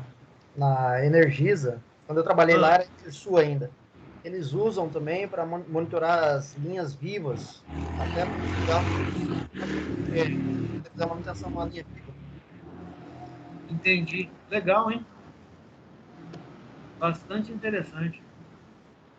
Ó, eu vou mandar aqui, eu vou mandar no chat aqui, por exemplo, esse aqui é um exemplo de dado. Beleza, manda aí. Ah, ficou tudo estranho, peraí. Tá amarelo. É, Ó, eu vou mandar esse site aqui que eu peguei. Esse aqui beleza, é um manda aí. exemplo, né? Aham. Aí ele exporta assim, bem cru mesmo, por exemplo, a duração da HTTP request 0.5. Ou, por exemplo, assim, se você tiver um endpoint específico, por exemplo, se você tiver lá um endpoint que lista transações, aí ele vai mostrar, esse endpoint agora está demorando 0.5 milissegundos. Só que como ele fica batendo lá a cada X período, aí ele consegue traçar um histórico do endpoint. E aí, baseado no histórico, você consegue fazer consulta. Entendi. Muito legal, hein, cara? Tá vendo, gente, ó? Olha o Prometheus. Ele tem biblioteca de cliente para métricas, né? Para tudo isso aqui, inclusive .NET C Sharp, hein? Agora fiquei impressionado. Caraca! Eu já estava impressionado com a qualidade da informação, né? Que é trabalhada. Ah, aqui, ó. Acho que era isso que você estava querendo mostrar, né, Felipe? Isso. JSON que é utilizado, né? É bem cru. Aí, tipo, tem uma linguagem própria que chama Prometheus Query Language, Aham. que você pode fazer consultas em cima desse dado. Olha que legal.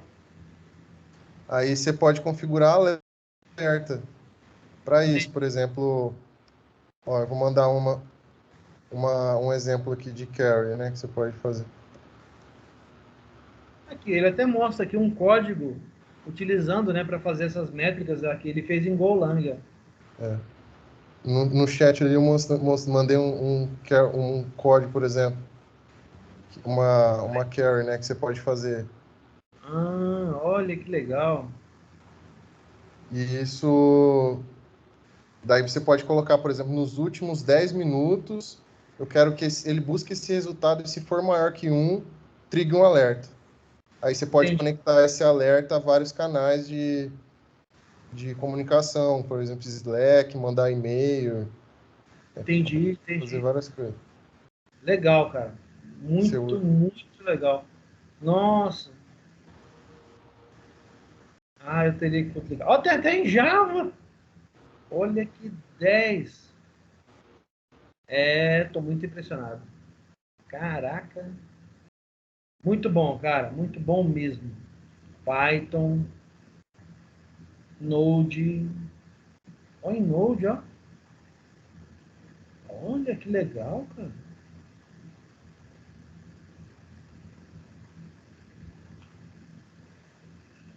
Muito legal, muito interessante mesmo. Isso aqui é na prática, gente, o que a gente está discutindo aqui em teoria, tá? Eu acho bastante pertinente a gente observar esse tipo de coisa para que a gente possa trazer o que a gente está vendo aqui na academia e verificar que está rolando no mundo real, tá? A gente tem isso no mundo real para a gente utilizar para dar bons resultados, para a gente empregar constantemente para obter, vamos dizer assim, boas métricas, né? Dentro de um CPD, um farm, né?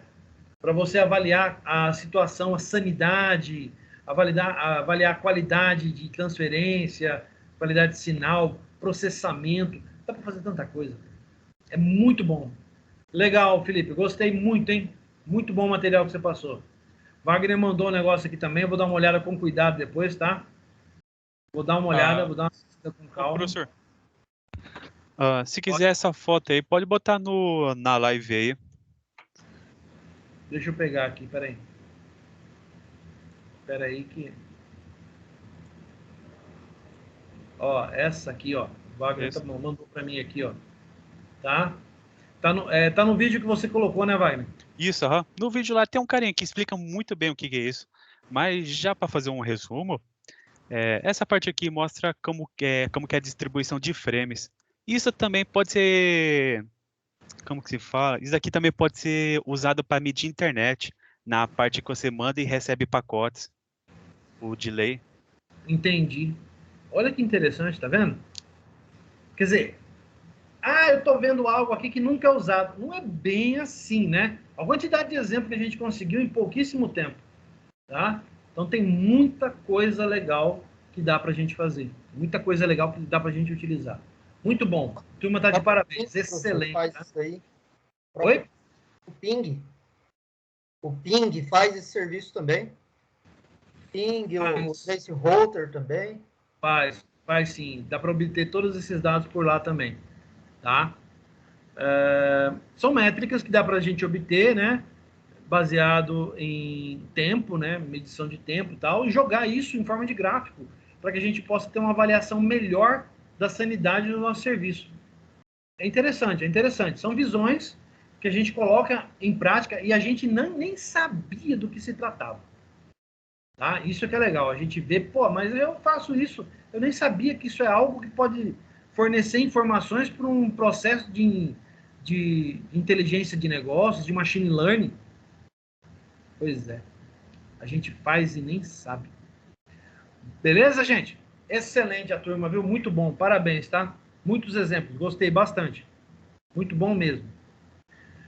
Bom, para atividade, dessa vez eu pisei no freio, tá? Não tem vídeo dessa vez, porque nós temos material pra caramba que a gente ilustrou a aula, tá? Seria interessante, então, vocês darem uma olhada nos vídeos lá que eu postei da parte de aeronáutica, que usa redes bayesianas, tá?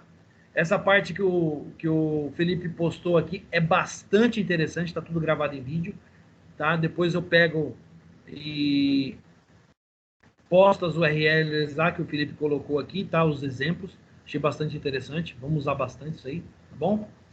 E, por fim, vem o relatório de aula e dessa vez eu pisei no freio porque o tema é abstrato, mas vocês viram que a gente faz muito uso disso no dia a dia, sem saber.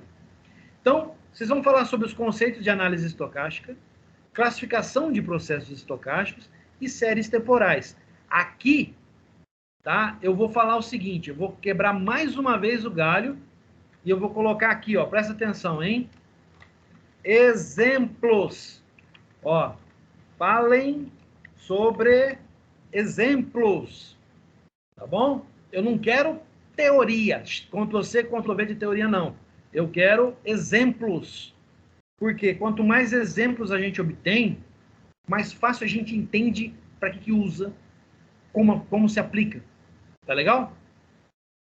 Muito bem. Prepara o relatório, manda para mim o assunto IAC, atividade 2021-098, data de entrega 11/9, mais de 72 horas, tem tempo de sobra, dá para escrever um negócio muito legal, tá? Dá para encher de imagem dentro do e-mail, fiquem à vontade, tá bom?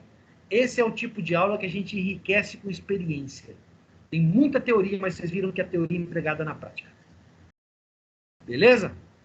Então, vou ficando por aqui, agradecendo a presença de todos, lembrando que a próxima aula será lá presencial, lá na universidade. Beleza? Então, fico por aqui, um grande abraço, tudo de bom para vocês e até a próxima, gente. Valeu!